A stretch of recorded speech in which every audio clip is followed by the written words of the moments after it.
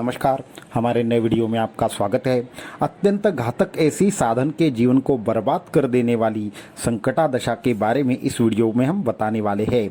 आखिर संकटादशा ऐसी क्यों आपत्तिजनक है, क्यों इससे बहुत सारे लोगों को परेशानियां होती है। आपके जीवन में बहुत सारी अगर परेशानियां हैं, उसका किसी भी प्रकार से कारण आपको ज्ञात नहीं हो रहा और आपकी परेशानियां रुकने का नाम नहीं ले रही, आर्थिक हो, मानसिक हो या फिर सभी प्रकार से समाज में किसी न किसी प्रकार से आप संकटग्रस्त हो रहे हो और आपको कारण का पता नहीं चल रहा, तो शायद संकटा महादशा आपके दुखों के पीछे एक कारण हो सकता है। आखिर ये संकटादशा है क्या, इसको जानते कैसे है, इस पर उपाय क्या है और क्या होता है आखिर इस दशा में ऐसा कि आपको अत्यंत ज़्यादा तकलीफ और कष्ट इसमें होता है। तो ये सब चीज़ें जानने के लिए इस वीडियो को एंड तक देखना ना भूलें। साथ में ही हमारे चैनल को सब्सक्राइब करें, वीडियो को लाइक करें और ज़्यादा से ज़्यादा लोगों तक इन्हें पहुंचाइए। तो वीडियो को शुरू करते हैं।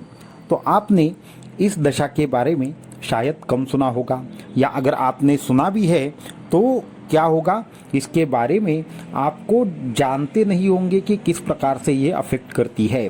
तो हमारे एक साधक थे, उनको ऐसे ही समस्याएं थी, उनको धन संबंधित समस्याएं थी, अपमानजनक भाषा में उनको जॉब से निकाला गया। उनके जो बेटे थे, उनके बेटे को भी जल्दी जॉब नहीं लग रही थी।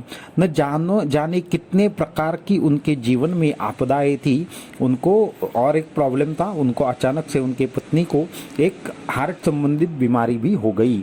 तो ऐसी अनेकों चीजें साधक के साथ घटित होने लगे। तो समझ लेना चाहिए कहीं न कहीं ये संकटा योगिनी दशा चल रही है। तो आखिर संकटा योगिनी दशा के बारे में ज़्यादातर लोग देखते नहीं है। अब ये होती कहाँ पे है, क्या होता है, इसके बारे में बाद में चर्चा करेंगे। पहले इस साधक का थोड़ा अनुभव सुन लेते हैं। तो ऐसी ही दशा में तकरीबन 3 या 4 साल रहने के बाद वो नाराज होकर आत्महत्या करने के लिए प्रवृत्त हो गया। उसके मन में आत्महत्या के विचार आ रहे थे। अभी जीकर कोई फायदा नहीं, कुछ भी करो उसका परिणाम नहीं होता। आध्यात्मिक साधना भी उसका साथ नहीं दे रही थी। बहुत सारे अनुष्ठान कर लिए, कुछ नहीं हो रहा। ऊपर से जो प्रॉब्लम्स थे वो बढ़ते जा रहे थे। दिन ब दिन वो फ्रस्ट्रेट होता जा रहा था। जिस दिन जॉब से निकाला उस दिन भी उसका यही हाल हुआ कि उसने एकदम अपमानजनक तरीके से उसको जॉब छोड़ने के लिए कहा गया। असलियत ये थी कि जो भी चीज़ें वहाँ पे घटित हुई उसमें उसकी कोई भी गलती नहीं थी। पर बोलते हैं ना कि जब समय बुरा चल रहा होता है तो कभी कभी इंसान को उस चीज़ की भी सज़ा मिलती है जो उसने की नहीं होती। तो इस तरीके से उस साधक का बहुत भयंकर ऐसा उस दशा का प्रभाव था, उसके ऊपर दिख रहा था। उसने बहुत लोगों को पत्रिकाएं दिखाई, बहुत सारे लोगों से तंत्र मंत्र करवाए, परंतु किसी भी चीज़ का कोई भी फल उसको प्राप्त नहीं हो रहा था। ये छोड़कर उसके साथ में और एक विचित्र घटना हो रही थी कि जिस घर में वो रह रहे थे, अचानक से उस घर में एक लीगल केस उसके ऊपर गिर गया और वो जहाँ पे रेंट पे रह रहा था तो उसी के मालिक के ऊपर वो केस आने की वजह से उस घर को कुछ दिन के लिए ब्लॉक करना पड़ा, इसलिए उसको घर भी छोड़ना था।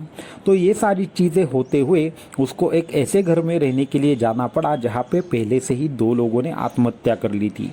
अभी होता कैसे है कि जब भी एक विचित्र समय, एक विचित्र चीज़ें, विचित्र माहौल हमारे आजू बाजू में शुरू हो जाता है, हमारे निर्णय भी अक्सर उसी दिशा में चले जाते हैं और हमें ऐसी ही चीज़ों की बुद्धि हो जाती है जो हमें और भी ज़्यादा तकलीफ़ में डालने का जो है कार्य करती है। तो इस तरीके से वहाँ पे रहने के लिए चले गए। वहाँ पर रहने के बाद उनके पत्नी को हार्ट संबंधित बीमारी डिटेक्ट हुई। दिन ब दिन वो बढ़ती जा रही थी, इसलिए कर्जा लिया। कर्जा आगे बढ़ रहा था। उनके जो दोस्त थे, जिनकी उन्होंने बहुत सारी जो उनकी परिस्थिति थी उसमें मदद की थी, वो अचानक से उनके विपरीत कार्य करना उन्होंने शुरू कर दिया और जिस दोस्त को उन्होंने जॉब पे लगाया था उसी ने उनको धोखा दिया और ये सारी चीज़ें उनके साथ हो गई। अभी वो तकरीबन बहुत सालों से इतने परेशान थे कि अब उनके मन में विचार आने लगे कि नहीं, अब जीकर कोई भी उपयोग नहीं है, अभी आत्महत्या ये एकमेव विकल्प है। तो ये सारी चीज़ें होती है। बीच में 5-6 साल निकल जाते हैं। उसके बाद उनकी मुलाकात परमहंस परिव्राजकाचार्य श्रीमद् वासुदेवानंद सरस्वती स्वामी महाराज जी के एक मंदिर के एक पुजारी से होती है, जिनकी कहीं न कहीं पे जो ये जिनके बारे में मैं बता रहा हूँ, उनकी कहीं न कहीं पे दत्त संप्रदाय के ऊपर बहुत श्रद्धा थी। टेम्बे स्वामी जी का जो चरित्र था वो उनको पढ़ने को वहाँ से मिला। फिर उन्होंने ये इनके संबंध में कौन है, अभी ये सारी चीज़ें कौन देखता है, ये उन्होंने खोज शुरू कर दी। तो उन पुजारी जी ने इनको कहा कि एक काम करें, आप यहाँ पे ओमकारेश्वर में चले जाए। ओमकारेश्वर में क्या है, परमहंस परिव्राजकाचार्य श्रीमद् वासुदेवानंद सरस्वती स्वामी महाराज जी का मंदिर है, वहाँ पर चले जाए। वो ज़्यादा टेम्बे स्वामी जी के बारे में जानते नहीं थे, पर चरित्र पढ़ने के बाद उनके मन में आस्था जग गई और वो ओमकारेश्वर के यहाँ पे चले गए। वहाँ पे उन्होंने ध्यान किया, परमहंस परिव्राजकाचार्य श्रीमद् वासुदेवानंद सरस्वती स्वामी महाराज जी को प्रार्थना की मन ही मन में कि हमें इन कष्टों से निकाले, क्या हो रहा है क्या नहीं हो रहा हमें समझ में नहीं आ रहा। उसके बाद उन्होंने वहाँ पे घोर कष्टोद्धरण स्तोत्र तो लिखा ही है, तो वो पढ़ा। उसके बाद उसके पाठ शुरू कर दिए। तकरीबन 1 या सवा महीना निकल गया। उसके बाद हमारा वहाँ पे जाना होने वाला था। उसके बाद हम भी वहाँ पे गए। उनका जो यहाँ पे घर ले रखा था उन्होंने, उसी कॉलोनी में हमारे एक भक्त रहते थे, उनके यहाँ पे हमारा जाना हुआ। तो वहाँ पे परमहंस परिव्राजकाचार्य श्रीमद् वासुदेवानंद सरस्वती स्वामी महाराज जी की एक बड़ी प्रतिमा उनके घर में लगानी थी। तो उसके लिए सारी चीज़ें हो रही थी। तो उनके ही घर के सामने से वो टेम्बे स्वामी जी की इतनी बड़ी प्रतिमा जाते हुए देख उनको आश्चर्य लगा। यहाँ पे भी कोई न कोई टेम्बे स्वामी जी का कुछ कार्य चलता है। परमहंस परिव्राजकाचार्य श्रीमद् वासुदेवानंद सरस्वती स्वामी महाराज जी का यहाँ पे कुछ कार्य चल रहा है, ऐसा उनके मन में आया और वो प्रतिमा को फॉलो करते करते वहाँ पे पहुँच गए। देखिए, जब भी किसी साधक का एक समय आता है उसकी स्थिति बदलने का, तो किसी न किसी माध्यम से गुरु उसके पास पहुंच जाते हैं, या फिर किसी न किसी प्रकार से वो साधक जो है वो गुरु के पास पहुंच जाता है और गुरु उसको बाहर कैसे निकालते हैं, ये खुद परमहंस परिव्राजकाचार्य श्रीमद् वासुदेवानंद सरस्वती स्वामी महाराज जी की कृपा थी, जो उनकी तस्वीर इनको दिखाई देकर वो पीछे पीछे आना उन्होंने शुरू कर दिया। नहीं तो हमारे सामने से न जाने कितने कितने चीज़ें निकल जाती है, परंतु हम ध्यान नहीं देते। परंतु उस साधक का शायद समय बदलने वाला था, इसलिए वो फॉलो करता हुआ आगे चला आया। उसके बाद उन्होंने वहाँ पे आकर, जहाँ पे हम रुके थे वहाँ पे आकर पूछा कि यहाँ पे कौन सा कार्य चल रहा है। तो उन्होंने कहा कि यहाँ पे परमहंस परिव्राजकाचार्य श्रीमद् वासुदेवानंद सरस्वती स्वामी महाराज जी की उस प्रतिमा का वहाँ पे स्थापना होने वाली है, साथ में दत्त यज्ञ भी होने वाला है। और वहाँ पे जो एक विशेष दत्त मंत्र है, जिसे हम दत्तमाला मंत्र कहते हैं, उस मंत्र के माध्यम से वहाँ पे यज्ञ होने वाला था और दत्त यंत्र की भी स्थापना होने वाली थी। तो ऐसी अनेकों चीज़ें वहाँ पे होने वाली थी।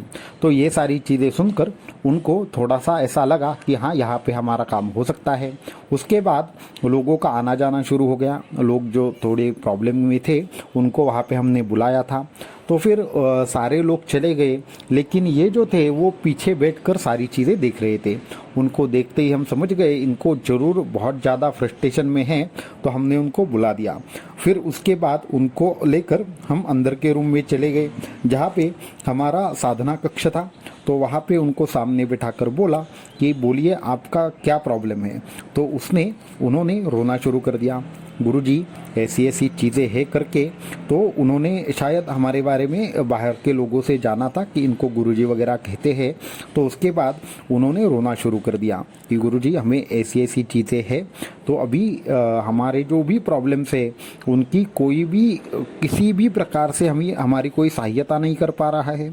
हमने बहुत सारे यज्ञ किए, अनुष्ठान किए, हमने बहुत सारी चीज़ें की, हमने यहाँ गए वहाँ गए, इन्होंने ये बताया वो किया, उन्होंने वो बताया वो किया, यहाँ तक कि परमहंस परिव्राजकाचार्य श्रीमद् वासुदेवानंद सरस्वती स्वामी महाराज जी के ओमकारेश्वर क्षेत्र में भी हम जाकर आए। तो अभी हमें ये आश्चर्य लगा कि ये सारी चीज़ें इनके साथ जिस क्रम से घटित हो रही है, उसके बाद उन्होंने जो भी उपाय किए उसमें से कोई भी कार्य नहीं कर रहा है। तो हमने उनको कहा ठीक है, आप एक काम करें, अपनी पत्रिका लाए। तो फिर मुझे उनको दिखाना था कि असल में चीज़ क्या थी। उसके बाद उन्होंने पत्रिका लाई और पत्रिका में हमने तो देखकर कहा कि हाँ, ये तो आपकी एक विचित्र प्रकार की ऐसी दशा चल रही। उन्होंने कहा कौन सी दशा चल रही है। उनको लगा मानसिक दशा के बारे में हम बात कर रहे हैं। मैंने कहा आपको संकट योगिनी दशा चल रही है या संकटा योगिनी दशा चल रही है, उसकी वजह से ये तकलीफ है। उन्होंने कहा कि गुरुजी आखिर ऐसे क्या होता है इस दशा में कि हमें इतनी तकलीफ हो रही है। हमने कहा ये दशा जो इंसान का जीवन है वो उलट पुलट करके रख देती है। किसी भी प्रकार का कार्य ना होना, बहुत अपमानजनक स्थितियाँ पैदा होना, हमारे अपने भी साथ ना देना, न जाने कितने प्रकार के दुखों को हमें फेस करना पड़ता है और किस तरीके से हमें प्रॉब्लम आते हैं, इसके बारे में कोई भी बता नहीं सकता। ऐसी भयंकर दशा ये होती है। तो इसके संबंध में उन्होंने हमें पूछा कि गुरुजी आखिर इस दशा में हम क्या कर सकते हैं या फिर हमें क्या करना चाहिए। उनको मैंने दो चीज़ें कही कि ये जो संकटा दशा है उसके ऊपर हम एक मंत्र बताएंगे, हमारा खुद का नहीं बताएंगे। खुद परमहंस परिव्राजकाचार्य श्रीमद वासुदेवानंद सरस्वती स्वामी महाराज जी ने सिर्फ और सिर्फ संकटा दशा के ऊपर एक मंत्र की निर्मित की थी और उसके लिए एक विशेष अनुष्ठान बताया था। सिर्फ वही अनुष्ठान है जिससे इस दशा से बाहर निकलना मुमकिन है। ऐसा नहीं है कि सिर्फ वही एकमात्र साधन है, वैसे तो बहुत सारे उपयोग चीज़ें कर सकते हैं। हमने उनको 3 चीज़ें बताई। एक दत्तमाला मंत्र की साधना बताई, दूसरी चीज़ वो जो विशेष अनुष्ठान बताया और जो तीसरी चीज़ थी वो बजरंग बाण का पाठ बताया। तो ये 3 चीज़ें उनको करने के लिए कही। तकरीबन उस मंत्र का 1.25 लाख जाप करने के लिए कहा, साथ में दत्त यंत्र की घर में स्थापना करने के लिए कही और उनको कहा कि आत्महत्या का विचार भी अगर मन में आया तो हम यहीं पे अभी सारी चीज़ें रोक देंगे, कोई भी आपको किसी भी प्रकार का रिजल्ट नहीं मिलेगा और अगर आत्महत्या करनी ही है तो ये सारी चीज़ें शुरुआत क्यों की। हमने उनको बहुत डांटा, आत्महत्या करना, आत्महत्या के संबंधित विचार करना ये कोई किसी भी प्रकार के प्रॉब्लम का सोल्यूशन नहीं होता। आप भी अगर सभी साधक जो ये वीडियो देख रहे हैं, सुन रहे हैं, वो सब एक चीज़ हमेशा ध्यान में रखें, कभी भी हमारे जीवन में जो भी रुकावटें आती है, जो भी अड़चनें आती है, वो खुद भगवान दत्तात्रेय आपको अपनी तरफ बुलाने के लिए आपके जीवन में देते हैं, या आपकी परीक्षाएं चल रही होती है या आपके कर्म को नष्ट करने का कार्य चल रहा होता है। उसमें कभी भी कोई भी आत्महत्या करने से कोई प्रश्न जो है वो सुलझता नहीं है। आप जिस परिस्थिति में आज है, अगर मानो आत्महत्या करके अगर अगले जन्म में जाएंगे, फिर भी जब तक वो कर्म को नष्ट नहीं करेंगे वो कर्म आपके पीछे से कभी भी छूटता नहीं है। तो इसलिए आत्महत्या करना एक प्रकार से अपराध है, एक प्रकार से पाप है, एक प्रकार से अत्यंत गलत ऐसा कदम है जो आपको अनेकों जन्मों के लिए तकलीफ में डाल देता है। हमारे शास्त्रों ने तो ये बताया है कि जो भी साधक या जो भी व्यक्ति आत्महत्या करता है उस व्यक्ति को अगले कई जन्मों तक उसकी सज़ा भुगतनी पड़ती है और वो जो भी परिस्थिति से भागकर उन्होंने आत्महत्या की है उसी परिस्थिति में उसको 10 बार जन्म लेना पड़ता है। तो अभी आप एक बार इस परिस्थिति के सामने आए हैं तो और 10 बार आना चाहेंगे क्या, या फिर साधना मार्ग से गुरु कृपा से उस परिस्थिति के कर्म को नष्ट करके आप हमेशा के लिए उस परिस्थिति से बाहर आना चाहेंगे? ये बात मुझे बताए। आपको कितनी भी तकलीफ क्यों न हो, गुरु शक्ति को एक बार आप अंदर से पुकार कर देखिए, गुरु शक्ति आपको मदद करने जरूर आएगी। परमहंस परिव्राजकाचार्य श्रीमद वासुदेवानंद सरस्वती स्वामी महाराज जी ने जैसे हजारों भक्तों को ऐसी प्रॉब्लम से बाहर निकाला है। कभी भी किसी ने आत्महत्या करने के बारे में सोचना भी नहीं है। आपको कोई भी प्रॉब्लम हो, आप गुरु शक्ति को एक बार मन की आवाज़ से बुलाए, गुरु शक्ति जरूर आएगी। दत्तात्रेय को तो क्या कहा जाता है, समर्थुगामी कहा जाता है। सिर्फ पुकारने मात्र से आकर आपके परेशानियों को हल करके चले जाते हैं, परंतु वो कड़ी परीक्षा भी लेते हैं। तो उनको बुलाना है तो परीक्षा के लिए भी तैयार हो जाए। इसी में सच्चा पुरुषार्थ है, इसी में सच्ची साधना है, इसी में सच्चा तप है कि आप सिर्फ और सिर्फ मुश्किलों से डरे ना, उन पर विश्वास करें, हर कदम उनके विश्वास के जरिए रखें। आप अपने जीवन में एक दिन अवश्य अपने जो भी लक्ष्य है वहाँ तक निश्चित तौर पर पहुँच जाएंगे। छोटी छोटी जो रुकावटें हैं तो वो जीवन में आती ही रहेगी, परंतु महत्वपूर्ण बात क्या है कि हमें उनके ऊपर विश्वास करके हर कदम उनके साथ चलना है, उनके हिसाब से चलना है, तो जीवन में सभी प्रकार के दुखों का अंत होगा। तो ये सारी चीज़ें हमने उनके साथ बात कही, उनके भी मन में अचानक से एक ऐसा भाव आ गया कि हाँ, यहाँ से हमारी चीज़ें बदल सकती है। उसके बाद उन्होंने दूसरे ही दिन से बड़े उत्साह के साथ घर में दत्तेंत्र की स्थापना की। हमारे जो दत्त याग हुआ उसका एक विभूति और वहीं से दत्तेंत्र सिद्ध करके उनको भिजवा दिया। उसके बाद उन्होंने साधना शुरू कर दी। तकरीबन 41 दिन की साधना उनको कही गई थी। तो जो भी टोटल साधना है वो 41 दिन की कही गई थी। उसके बाद 41 दिनों तक उनके परिस्थिति में कुछ भी बदलाव नहीं हुआ। उन्होंने हार नहीं मानी। उनको एक ही बात मन में एकदम ऐसे बैठ गई थी कि हाँ, परमहंस परिव्राजकाचार्य श्रीमद् वासुदेवानंद सरस्वती स्वामी महाराज जी उनको उस परिस्थिति से बाहर निकालेंगे। और विश्वास ने एकदम से ऐसा मुकाम हासिल कर दिया कि खुद परमहंस परिव्राजकाचार्य श्रीमद् वासुदेवानंद सरस्वती स्वामी महाराज जी उनके सपने में आए, उनको पादुकाएं दी और उनके सिर पे हाथ रख के उन्होंने उनको आशीर्वाद दिया। आने वाले जो दिवाली है वो दिवाली आपको बहुत अच्छी जाने वाली है, ऐसा दृष्टांत दिया, आशीर्वाद दिया। तकरीबन मई का महीना चल रहा था और वो दिवाली में बहुत अभी 6-8 महीना बाकी था। तो उसके बाद उन्होंने हमारे यहाँ पे आकर उन्होंने पादुकाएं दी, ऐसा उन्होंने स्वप्न दृष्टांत कहा। उसके बाद बहुत सारी चीज़ें कही।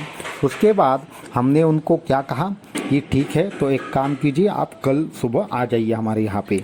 तो हमारे यहाँ पे एक सिद्ध पादुकाएं थी, तो उस सिद्ध पादुकाओं को उनको दे दिया, उनकी घर में स्थापना करने के लिए कहा।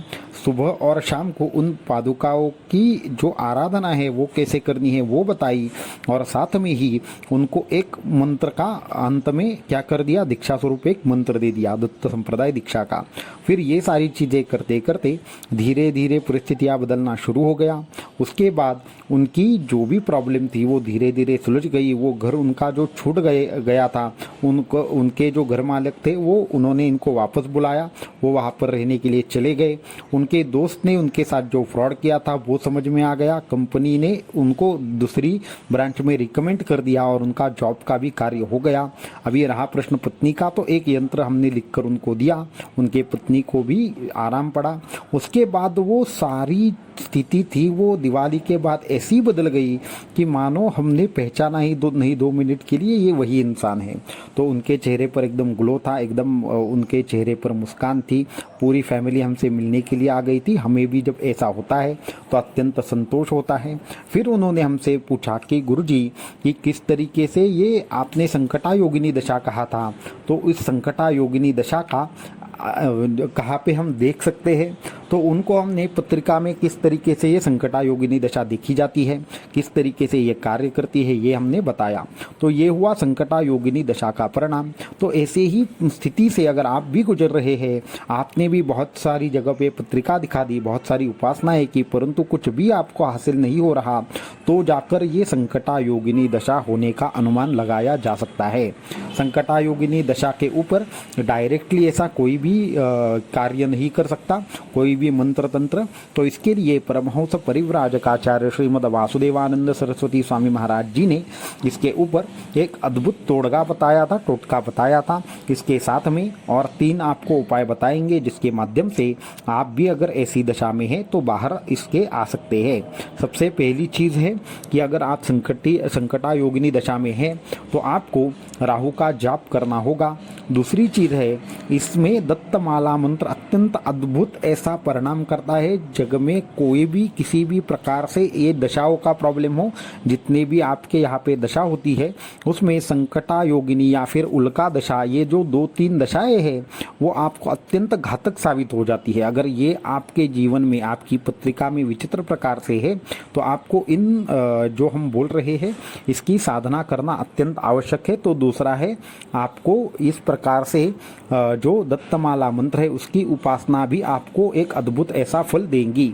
तीसरी एक चीज़ है कि आपको क्या करना होगा, आपको संकटा योगिनी दशा की विशेष साधना जो परमहंस परिव्राजकाचार्य श्रीमद् वासुदेवानंद सरस्वती स्वामी महाराज जी ने दी है तो वो भी करनी पड़ेगी। वो साधना आने वाले 2-3 दिनों में हम आपके साथ डिटेल में शेयर करेंगे, क्योंकि वो साधना भी बड़ी है और इस वीडियो में वो कवर नहीं होगी। तो इस वीडियो में जो भी हमने बताया है वो 3 चीज़ें आप करना शुरू कर दीजिए।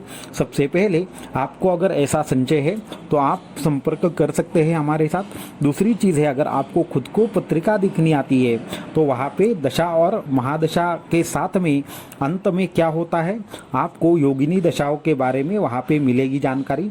तो वो योगिनी दशाओं में अगर संकटा योगिनी दशा आपकी चल रही है तो आपको ये सारे जो परिणाम हैं वो आपको देखने को मिलेंगे। और शायद ही ऐसे कम लोग हैं जो इस दशा को देखकर बाकी की चीज़ें करते हैं। तो योगिनी दशाएं अत्यंत महत्वपूर्ण है, उसके लिए बहुत ज़्यादा डिटेल में देखना पड़ता है, बहुत ज़्यादा डिटेल में ज्ञान की आवश्यकता पड़ती है। परंतु ये वीडियो हम क्यों बना रहे हैं, उन्हीं साधक का हमें एक बार ये मैसेज आया कि गुरुजी संकटा योगिनी दशा के बारे में बताइए, हमारा भी अनुभव बताइए। इसके लिए हम ये सारी चीज़ें आपके साथ शेयर कर रहे हैं। तो अगर आप भी इससे परेशान हैं तो आप 3 चीज़ें करें। बजरंग बाण का हर रोज़ 21 बार पाठ करना शुरू करें। दूसरी है दत्तमाला मंत्र का जाप करना शुरू करें, या फिर जो तीसरी उपासना हम देने वाले हैं उस संकटा योगिनी दशा का जो मंत्र का जो भी परिणाम है वो आपको अद्भुत ऐसा देखने को मिलेगा। और या फिर आपको किसी भी गुरु दीक्षित अगर आप है तो गुरु दीक्षा का जो मंत्र है वो भी इस दशा से आपको बाहर निकालता है। परंतु ये भी उपाय आपको साथ में करने चाहिए जिससे आपको बड़ी जल्दी राहत मिलेगी। तो आपको इस वीडियो से अगर बहुत चीज़ें सीखने को मिली, अगर आपको लग रहा है कि हाँ ये बातें ठीक है, ऐसी भी चीज़ें होती है, अगर आपको नया कुछ सीखने को मिल रहा है तो इस वीडियो को लाइक करना ना भूलें। साथ में ही बहुत सारे लोगों से ये बात शेयर करें क्योंकि असली ज्ञान लोगों तक पहुँचना अत्यंत आवश्यक है। और साथ में ही हमारे आज से जो नीलावंती के वीडियो सीरीज़ है वो शुरू हो रही है, तो आपने अभी तक मेंबरशिप ज्वाइन नहीं की है तो ज़रूर करें, क्योंकि पहले 20 मेंबर्स को यहाँ पे हम विशेष रूप से जो नीलावंती की PDF है वो भेजने वाले हैं। जब उनके 3 महीने की मेंबरशिप खत्म होकर मेंबरशिप का 4था महीना शुरू हो जाएगा तो उनको PDF उनके घर के एड्रेस पर सेंड की जाएगी। तो आज के वीडियो में इतना ही। अगले वीडियो में कुछ और इंटरेस्टिंग टॉपिक लेकर आपके साथ आएंगे। अवधूत चिंतन श्री गुरुदेव दत्त।